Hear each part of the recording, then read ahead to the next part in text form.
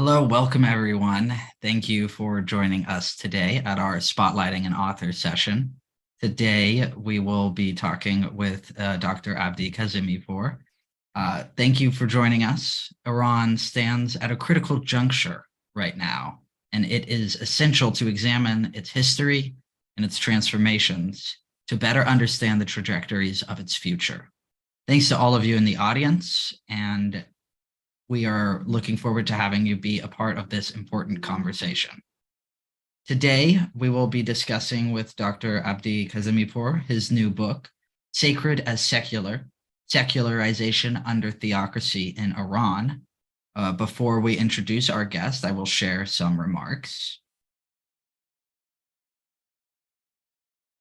Dr. Kazemipur, on behalf of the advisory board and the team at Iran 1400 Project, we thank you for taking time out of your busy schedule to be with us today.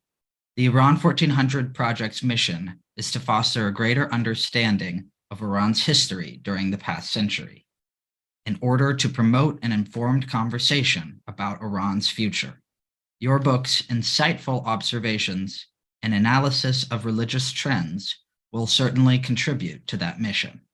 It is a great privilege to have you here today and to benefit from your expertise.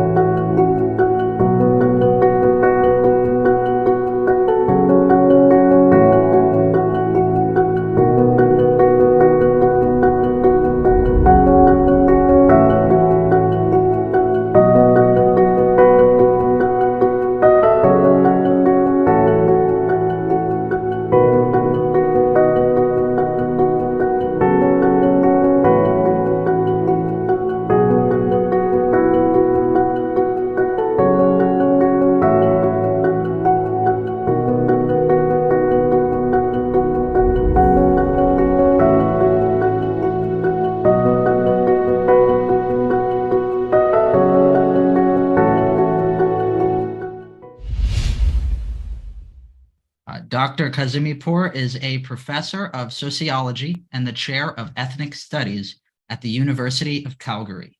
Previously, he was the social science scholar research chair at the University of Lethbridge. He has also served as Stephen Jaroslawski Chair in Culture Change and Immigration at Memorial University of Newfoundland, and has been the founding academic director of 2 research data centers at the University of Lethbridge and Memorial University. His research is in 2 distinct areas. The first is the socioeconomic experiences of immigrants in Canada, and the second is the sociocultural developments in the Middle East. He writes in both English and Persian, and commentaries on his works have appeared in the Globe and Mail, the Toronto Star, La Presse, Winnipeg Free Press, Vancouver Sun, Lethbridge Herald, and Metro Star Calgary newspapers. The format today will be listening to Dr. Kazemipur discuss his book for around half an hour. And then after that, we will have a Q&A session for around half an hour as well. Y'all can begin thinking about your questions now and submit those in the Zoom chat, or you can also email them to media@iran1400.org. And without further ado, Dr. Kazemipur, the floor is yours. All right, thank you so much. Can you hear me okay? Yes, we can. Thank you, Sydney, and thank you, Iran 1400 Project, for organizing this session. I know I was a little reluctant at the beginning to be on this series, and Sydney's persistence convinced me that I should be here, and I'm glad that I agreed to.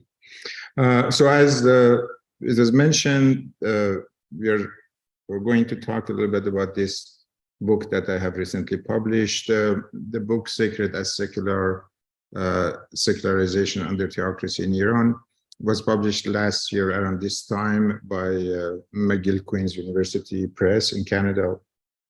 And it was based on a couple of decades of research that I was doing in the background. And my main goal was to make sense of the religious developments in Iran in order to better understand Iran, but also to see the implications and to find out about the implications of that experience, that historical experience, for the broader debates that are happening in the world around issues of religion, religiosity, secularization, secularism. So there was a bigger debate that had nothing to do with Iran and hadn't started with Iran.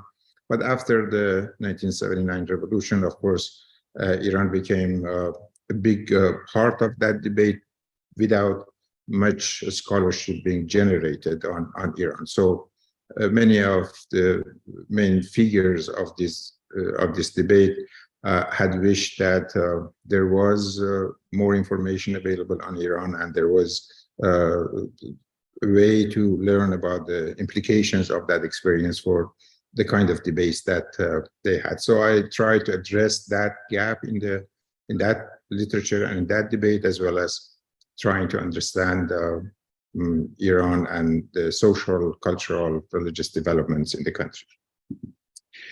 Let me start, and it is always difficult to talk about a book when you have only 30 minutes. So because you have to make a lot of assumptions about the audience and pick and choose certain topics and just talk about them, or touch on every topic very briefly and very superficially and move on. So I have made some assumptions, and I hope my assumptions about your familiarity with these debates and your background in terms of your exposure to the literature that is a part of this book are not too far off from your interests and your preferences. And if there was, we can pick up some elements in the conversation and discussion section. So I would try to share my screen. All right, should be working. Okay, so as you know, when the 1979 revolution, so-called Islamic Revolution, happened in Iran, it was a very curious and unexpected phenomenon for many observers of Iran's development. This quote that I have put here from Michel Foucault, the French philosopher, shows that complexity that was there about the situation in Iran, a very curious phenomenon for our political mentality. As you know, Michel Foucault traveled to Iran during the revolutionary period in 1978 twice, and wrote a couple of articles, a few articles about his observations that created the controversy at the time and later. My point is not to get into that discussion, but just to show that it was an unusual development for many people, even like people like Foucault, who had a very good understanding of many places in the world. And the central point that created that curiosity and that complexity was the place of religion, the return of religion after more than 5 decades of modernization and secularization that had happened in the country. So there were all sorts of discussions about whether this is a sign that religion has been reborn in Iran or has been resurfaced in the country, which means that it has never gone away completely. It has just moved back and forth between the background and the foreground.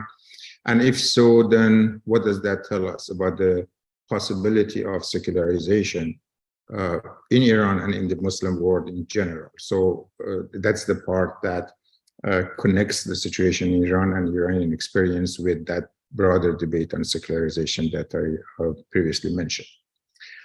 So there were lots of accounts of this development that was given. And I tried in the book to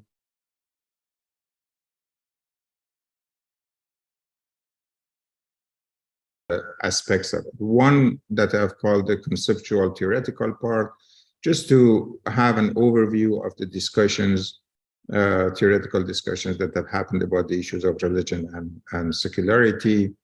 That is the sort of pink part of this graph. The second component was on the historical, on the history of the relationship between Iran and Islam. And I felt that there are certain critical junctures, there are certain formative episodes that we can find in this history that will, each one of them has informed the status and the position of religion in Iran, Islam in Iran, in a particular way. So I have discussed 6 or 7 or 8 episodes. I have talked about some of them without giving them a title. That's why I sometimes say 6 and sometimes 8. And then, of course, the big part of the book is about the contemporary stuff, about the experiences of people in the past 40, 50 years. And I have tried to be as empirical as possible, using as much of the data that was available to me, whether it is coming from surveys or from historical documents or from ethnographic work or anything that I could get my hand on. I wanted this not to be another theoretical discussion about the different theoretical possibilities, but something empirical so that we can test some of these different theoretical propositions. As I mentioned, I had to make some assumptions about your interests, and based on those assumptions, I have picked just 3 elements to talk about today, given the time limits that we have. One is a part of the conceptual framework and conceptual discussion of the book, which is about the distinction between reason and cause. And this is a sort of philosophical discussion that has a relatively long history, not necessarily in these terms, but in other formats as well. I will talk a little bit about that because I think that's important for the understanding of some of the biases and some of the shortcomings in the current studies on Iran, on Islam, on the Muslim world. And then a little bit about the kind of secularization that I think has happened in many areas, in particular at the level of a state, and also I will end with some discussion about the particular role and contributions of women in the secularization of the Iranian society. So first with reason and cause distinctions. There are, basically, if you want to have a general understanding of the distinction between these 2, reason can be referred to the kind of intentions, plans, ideas that we can have, and cause can refer to the actual forces, material forces, social, economic, physical forces. And when we plan something, we have an idea, that is not, doesn't automatically mean that we will be able to carry out our plans. We have to face the real world, and that is where the real forces, those material forces, present themselves, and those are the causes, basically, that we are facing. I have put this quote from Voltaire here that shows the distinction between these 2 beautifully. This is something that Voltaire said after a huge earthquake that happened in Lisbon, today's Portugal, in 1755. And this was, as Will Durant says, not just a natural disaster, but also a philosophical moment. And a lot of people had to shed their philosophical understanding of the world and justifications of how the world works, and adopt new ones. And this is something along those lines. Voltaire said that this earthquake showed that God doesn't exist, because either God could prevent this evil and he didn't, or he wishes to prevent it and he cannot. So in either way, this is not a good God. Either it is a God with bad intentions, or a God with limited abilities. So this distinction between God wanting something and being able to carry that out is the kind of distinction that I'm talking about between reason and cause. I'll give a couple more examples. This is from Olivier Roy, after the 2015 terrorist attacks that happened here in Paris and in a couple of other cities in France. There was a discussion about, at that time, about what to do with Islam, and the fact that a lot of these terrorists were among the Islamists. There was this discussion that Islam has been radicalized and we have to do something about this. And this is basically a theoretical proposition that Oliver Roy suggested, that maybe we have to think about, instead of thinking about radicalization of Islam, we have to think about Islamization of radicalism. So maybe we have a radicalization that has been happening on the ground, and it has just taken an appearance, an Islamic appearance. So whatever we do about this appearance doesn't solve the actual problem that is there. So again, there is a cause versus reason distinction that I see here. This is again a totally different context. This is a motto that United Nations Population Fund had used back in the 1970s when they were trying to promote family planning in India and a couple of other Asian countries. So they suggested some programs that they're focusing on cultural change. And then they realized that these are not working unless the socioeconomic conditions in the country changes. And this was what they suggested, that the best contraceptive is the economic development. Rather than focusing on culture, we should focus on those economic forces that are creating or nourishing that culture that in which having more children is viewed as a necessary or a good thing. So now with that distinction in mind, it seems to me that most of, or a big chunk of the discussions that are happening about Muslims, Muslim countries, Muslim societies are reason-based explanation. So, and a particular type of reason-based explanation. So that means that they have ignored a lot of social, political, economic facts that are at work and create the kind of outcomes that we see in different Muslim contexts. And they have focused almost exclusively, many of these, on the religious aspect of the lives of Muslims. I will show some examples of this here. This is something from Christopher Hitchens. It says that Muslims are different from others, and this Muslims being different from other communities, other faith communities, is a theme that is running through all of these descriptions. Muslims are different because they are more religious, first, and secondly, their religion dominates their lives. It cannot be fenced out or fenced in.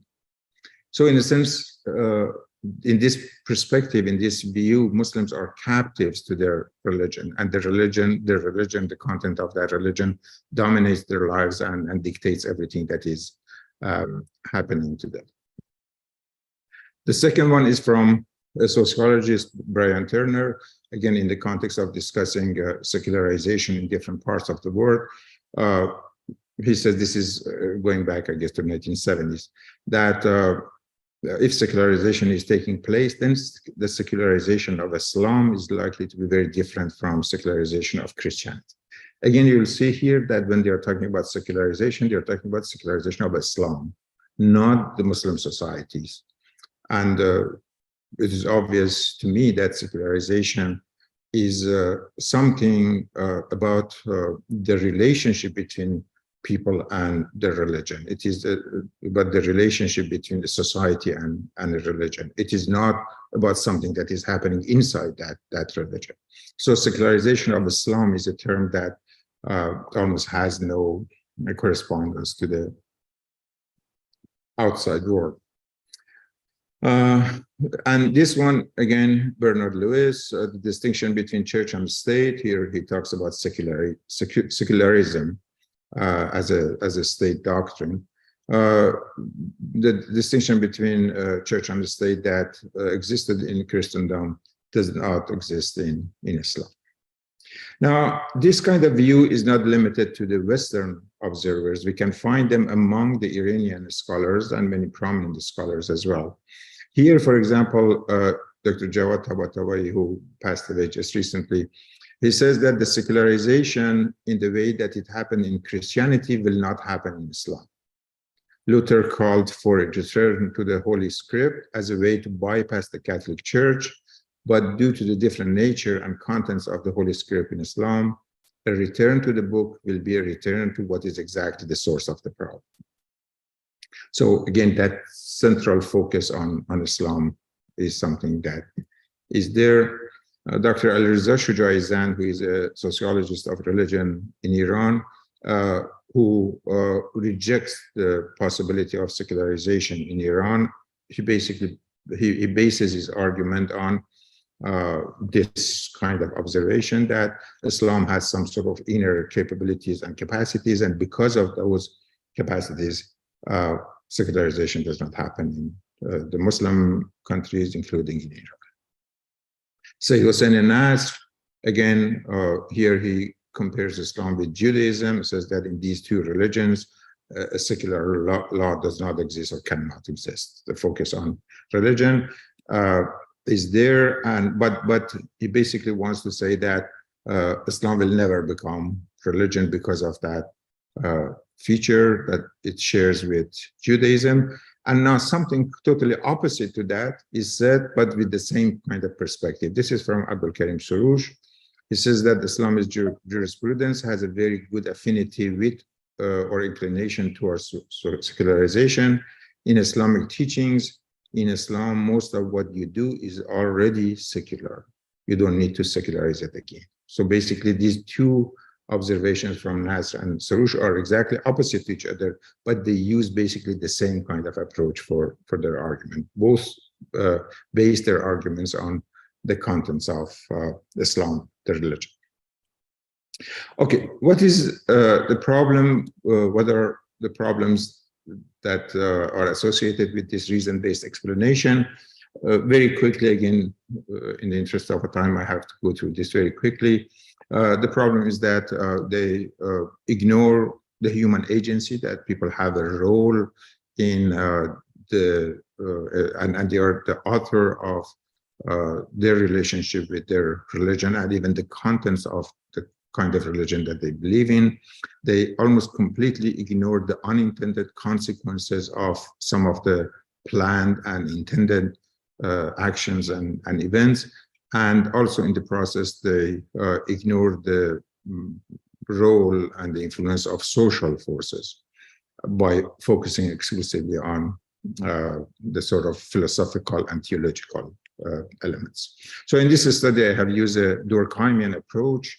And in this approach, one of the principles, one of the rules is that when we are dealing with the social fact, with the social development, we have to explain that by referring it to other social facts. We cannot explain it by psychological or philosophical or anything else. So just going into these two different areas, I have argued in the book that a particular type, a special type of secularism has happened in Iran. But unlike what has happened in many Western countries in which the separation of church and state has created that secularism, in Iran, the merging and the merger of church and the state, the fact that after revolution, religion became a big part of state, and they were working hand in hand with each other, that has created new dynamics, and that has resulted in a different type of relationship, institutional relationship between religion and the state. And that has, I have called secularism the sort of Iranian way. And that's because now religion as an institution is so heavily dependent upon a state that it has lost its connection to people and the kind of support that it used to receive from the community. And now its fate is determined by the relationship that it has, financial, political, with the state. And in this partnership, religion has become what I think Bernard Lewis or Samuel Huntington has suggested, has become the junior partner of the state.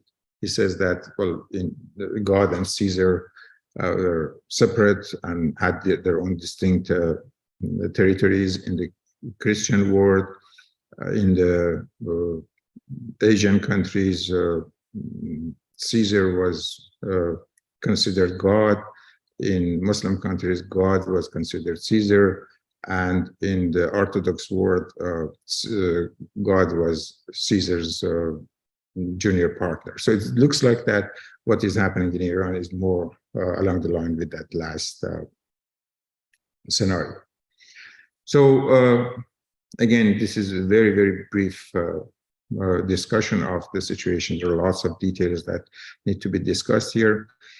You hear these days that some of the political opposition forces, especially those who are coming from a religious background, they say that this Islamic Republic is neither Islamic nor Republic anymore. And this is, of course, a political statement, but it has some sort of sociological validity to it as well. And what I'm showing here is that these two aspects of Islamic Republic, which were present at the beginning of the post-revolutionary period, got lost in the process. The Islamic part or the religious part through the two developments that I have mentioned, I have discussed in the book, the introduction of the notion of zarura and then the notion of maslaha, in which the state necessities and the state needs override the religious principles. And that basically means that sort of junior partnership that I mentioned the religious institution has now with the state. And the democratic part, that relationship with people, I guess that also changed in sort of around 2009, around the developments that happened in Green Movement after the presidential election, the controversial one.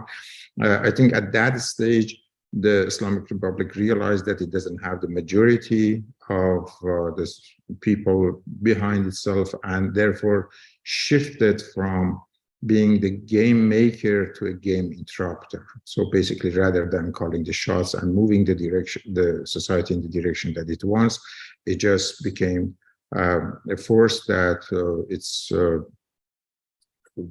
existence was the highest priority for itself, and the only thing that it could accomplish was to disturb the games of the opposition. I'll skip over this part. In terms of the experiences of women, I have, again, in the chapter, I have talked about the fact that women have been a very strong secularizing force in these past 4 decades.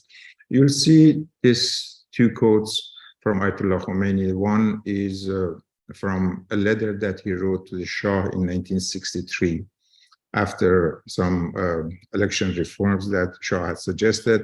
One of the items on those reforms were sort of the fact that women would get the right to vote. So he wrote to Shah that this thing, women having the right to vote, is of utmost concern to the Muslim ulama.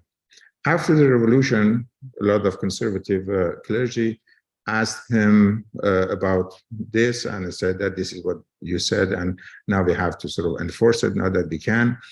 He said the second statement, that denying women suffrage is against Islam. So what happened was that during the revolution, women, of course, participated in the revolution, and Ayatollah Khomeini and then later, the government felt that they need to keep this support alive. And because of that, they allowed women to participate in certain activities, certain areas, and also give them some concessions in order to keep them on the side of the revolution. I go very quickly through this because I see that my time is almost up. Here, I see women's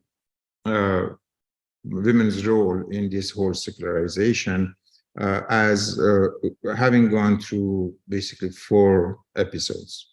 The first one that is at the bottom left corner are sort of the demands that were given by the pro-government, pro-religion, revolutionary women, and they wanted to get something in return for their participation. Sorry, this is my timer. So I'm into the overtime now. So because of that, government had to go to shift away from some of the traditional teachings of Islam and also the conservative clergy in order to accommodate them. And in that sense, they had to sort of put aside some of the Islamic principles that they had. In the second episode, on the right, on the bottom right corner, because of a demographic change that happened, what I've called the baby boom generation that happened after the revolution, there were some demographic changes in 20 years later in the what the demographers call the marriage market. And in marriage market, there was an imbalance of population of men and women. And because of that, they basically, there were a lot of women that could not go through that sort of traditional path of life cycle that the clergy, the conservative circles preferred. And that sort of freed up their energy in order to participate in the workforce for some of them, in the social movements and political activism for others. The mismatch between the educational and occupational and social profile of women, again, there were a lot of expansion of educational opportunities for women during this period. And a few years or a couple of decades later, these highly educated women demanded a bigger place commensurate with their own qualifications in the society. And I guess the last episode is the one that we have been witnessing this past year with the Mahsa movement. This is what I call sort of the group of women that are mostly secular and anti-government, and they are operating from an oppositional point of view. So these are the four areas or episodes in which or through which women have contributed to the secularization of the Iranian society over the past 4 decades. Unfortunately, my time is up, so if there was any questions, I can elaborate on these in the discussion section. Thank you so much. Thank you, Dr. Kazemipur. That was a fascinating conversation or presentation, and I'm looking forward to a really, really good conversation. For those in the audience, y'all can submit your questions to the Zoom Q&A. And while y'all are doing that, I have a few announcements on behalf of the project. We have upcoming articles coming out for publication. Dr. Reza Parshizadeh has an article, How Japan Globalized the Contemporary Culture of Iran, and we'll also be publishing Dr. Anthony Shea's Dance in Iran and the Iranian Diaspora. So please do keep an eye out for those. We also have some podcasts coming soon. 2 on labor, one with Dr. Kaveh Ehsani and another with a PhD candidate, Ida Niku. And we have a poetry podcast with Dr. Behnam Fomashi. We also have been accepted to present at the MESA 2023 conference. Our panel is Exploring the Inspirations and Ambitions Behind Woman, Life, Liberty, and we're really looking forward to that. And next month, our conversation or spotlighting an author will be with Dr. Mehran Kamrava about his book, Triumph and Despair, In Search of Iran's Islamic Republic. In order to be notified about these, y'all can visit our website at iran1400.org and sign up for our newsletter. You can also follow us on social media. We publish content in both English and Farsi. And so now on to the Q&A portion. Again, please do submit those questions in the Zoom Q&A chat. while I wait for some of those questions to come in, I can start with one of my own. Dr. Kazemipur, given the Iran 1400 Project's mission to analyze the evolution of ideas and institution, as Iran becomes more secular, what has the effect been on religious institutions in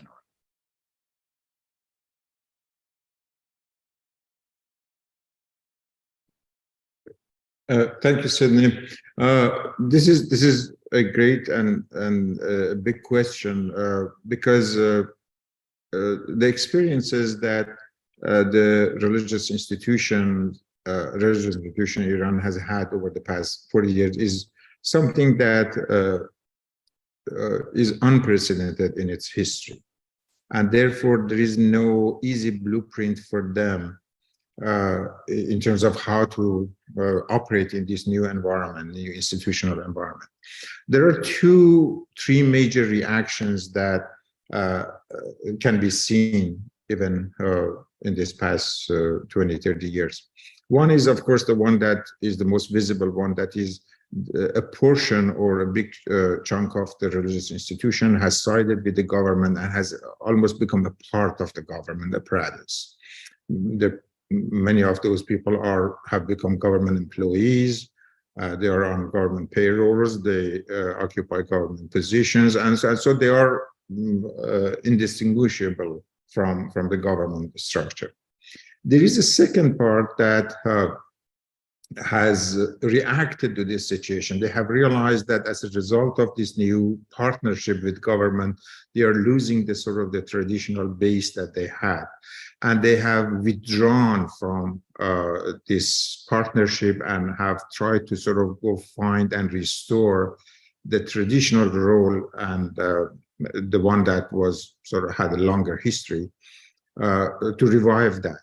And they are the ones that are sometimes called the conservative, traditional clergy in Iran. And then among people, it looks like that they also are going through some sort of rewriting of their own relationship with religion. And in doing this, they are putting more and more emphasis. There are certain segments of population that are totally shifting away from religion altogether. And the ones that remain connected to religion, it looks like that they are shifting away from the collective aspect of religion, because most of those collective aspects are now administered through government. So they want to stay away from those politicized elements of religion and towards a more personal, individual, and spiritual aspect. So there is some sort of a spirituality, which of course is expressed in Islamic terms, in religious terms, that is growing alongside, of course, the sort of secular spirituality that is happening as well. So these are the three main forces that I think have been shaped in response to this new institutional environment. So how was secularization before the Islamic Republic came into power? Was there still this sort of phenomenon that you are seeing going on now, or was, because it wasn't nearly as enforced as, because religion was not as enforced as it was now, was it almost less so than you see now? The thing is that the secularization that happened before the revolution, and by before the revolution, I mean the 50 years before the revolution, from Reza Shah and then Mohammad Reza Shah Pahlavi after that, it was a secularization from above, and which was successful, but it also created a different social and political environment. So it forced religion into the opposition. And that means that if people were not happy about anything economic, political, or other aspects of government's operation, then they would seek refuge in religion and try to express their demands through religious terms. And that is basically what happened. So a secularization from above created the kind of backlash that we saw in the during the Islamic Revolution. So it is different from what is happening now. I think what is happening now is not a secularization, is sacralization from above. And the backlash is now a secularization that is happening from the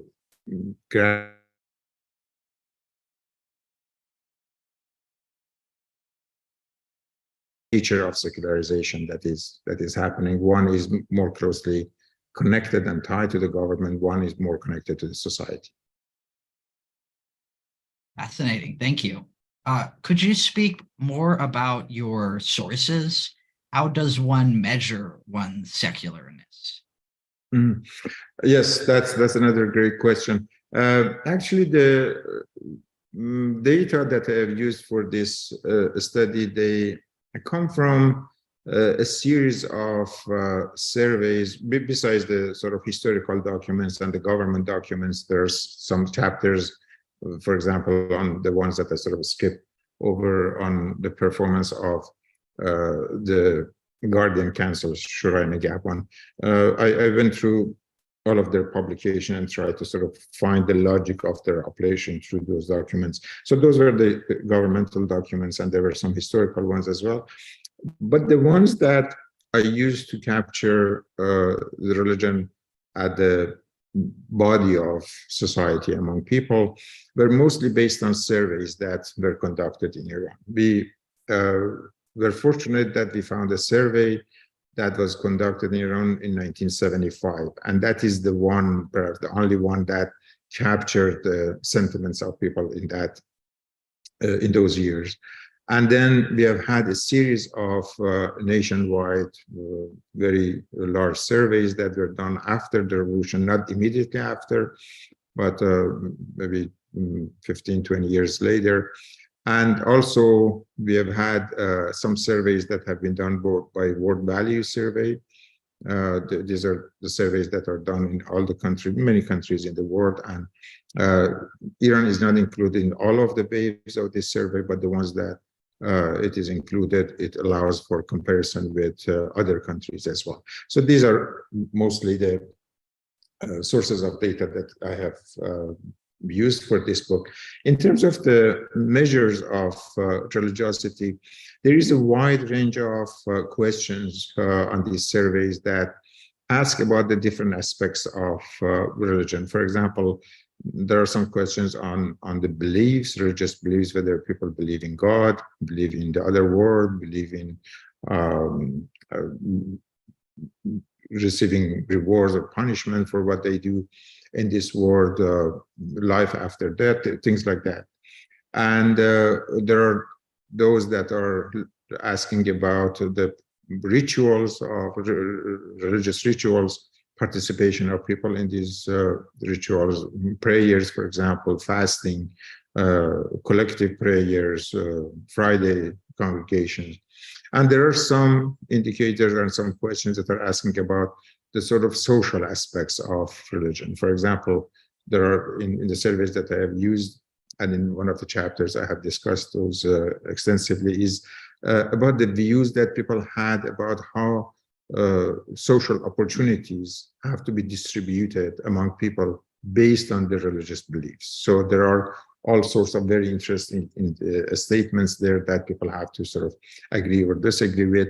And those show that, again, another very unique and interesting aspect of religious dynamics in Iran is that this political religious dimension has been created, in which people are basically believing that opportunities, so social opportunities, job opportunities, government positions, rights like free speech or publication of one's work, all of these have to be decided on the basis of people's religious beliefs. And this has become a sort of a unique feature of religiosity in Iran. And what is interesting is that the people that have expressed a stronger attachment to this component of religiosity have shown weaker attachment to all the traditional dimensions of religiosity. So in a sense, a conventional religious person that you find in Iran has does not have this kind of political religious views, and the ones that have this kind of political religious views, unlike what we expect to see, that these should be more sort of religious and devoted people, not necessarily so. So a lot of these people are showing weaker performance in terms of those other conventional indicators. Thank you. That's really interesting and unique. Before we go to the next question, those in the audience, please do send your questions to the Q&A chat. We have time for a couple more. We have a question from the audience saying, thank you, Dr. Kazemipur. Would you say that Shia Islam in its essence is already secular due to Shia quietism? One of the things that I have tried to argue against in this book is that really there is no essence in Shiism or in Islam, and when it comes to social developments, religion becomes a part of a social environment, and it gets into interaction with other social forces, and it doesn't matter what its essence is. It has to sort of accommodate this new environment. It has to come into some sort of interaction with these other elements. And whatever that initial essence is, it gets transformed through this process. So I don't have a strong belief in any kind of unmistakable, undeniable essence for any of these religious phenomena. I think these are all outcomes of particular historical and social trends. So my short answer is, in essence, the Shiism is neither secular nor sacred. It depending on the situation, depending on the experiences, depending on the interaction that it has with other social forces, it can become secular, it can become more fundamentalist. In putting the concept of religiosity in context in what's going on right now in Iran, could you discuss the implications of the women's movement and the women life freedom movement on secularization and religiosity? Yes, I think that is a very important development. The book, as you know, was published last year, so it was before the Women Life Freedom movement. But it sort of predicted that this would happen. So in the discussion on women and the growth of feminist tendencies among Iranian women, which I sort of arrived at through the analysis of the world value surveys, and in that survey, in that part, I compared Iran with 5 other countries, with Egypt and Turkey in the Middle East, and with UK, United States, and Canada. And one thing fascinating that came out of that analysis and that comparison was that what measure I used for the strength of feminist views among women, that happened to be the strongest among Iranian women.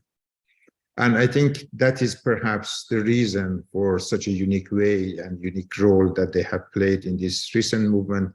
And I think this recent movement is the way it started, and one of the main demands that it has against compulsory hijab is basically attacking one of the pillars of this state's doctrine.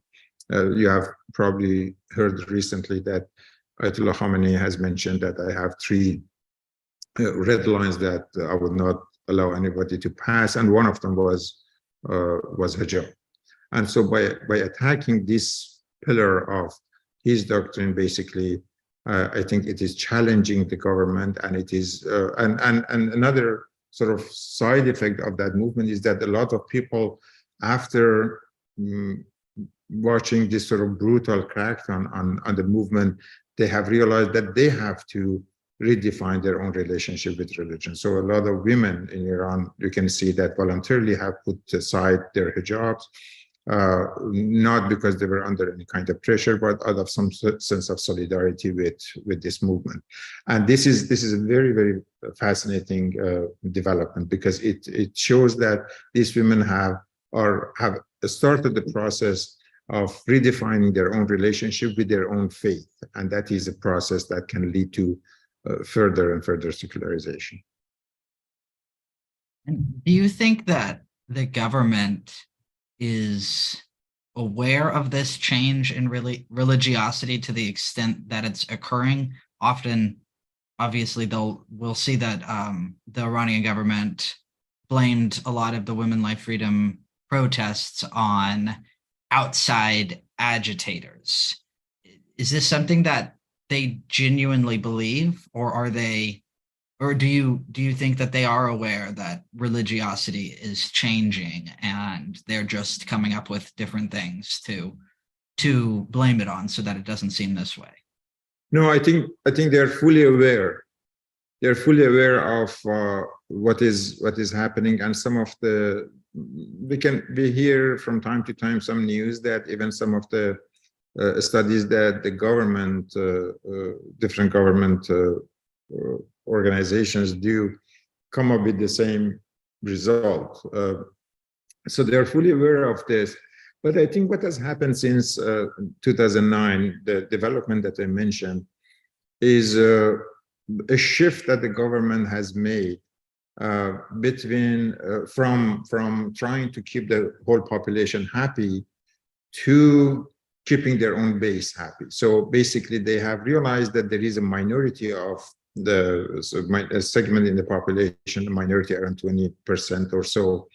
And these are the ones that, for religious reasons or for political reasons or for economic opportunities, they will remain the supporters of the government. And I think in 2009 was a turning point in which the government realized that they have lost the majority of the people, so they have to keep this minority happy. And so this is the sort of the logic of operation for them. It is not that they're not aware of what is happening, but they are sort of reacting to this new realization that the society and people in general are not with them, and they don't have the majority, so they have to sort of switch to that minority group. So no, I think that they're perfectly aware of this, and all the indications, all the news are basically pointing to that direction. That is the kind of common propaganda strategy that they use every time that there is unrest and there is protest in Europe. Thank you. So we have time for about one or two more questions if anyone else in the audience wants to send a question in. But the question I'd like to end on would be in keeping in line with the project, looking towards the future. So how can we use this research that you've gathered on religiosity? How can Iranians or interested observers use it in order to better understand where Iran is headed? Or can it be used as inspiration as protesters right now are seeking change? How can they use your book in order to better understand themselves the future that they are hoping to see in their country? Yes, one thing that I think people can learn from this book or a study similar to this is that we should not make the mistake of trying to find a religious explanation for what is happening in Iran and then try to solve the problems on religious grounds. This is seems obvious, but it is the misperception that is still very strongly present in the minds of especially many Western politicians. You remember that Obama had mentioned at some point that when the negotiation was going on for the nuclear issues, said that Ayatollah Khamenei has issued a fatwa against having nuclear weapons, and therefore it means that they are not pursuing that. So with this kind of explanation, with the kind of analysis that I offered in the book, they should realize that there is really no no significance that should be attached to a religious decree like this, because someone who believes that the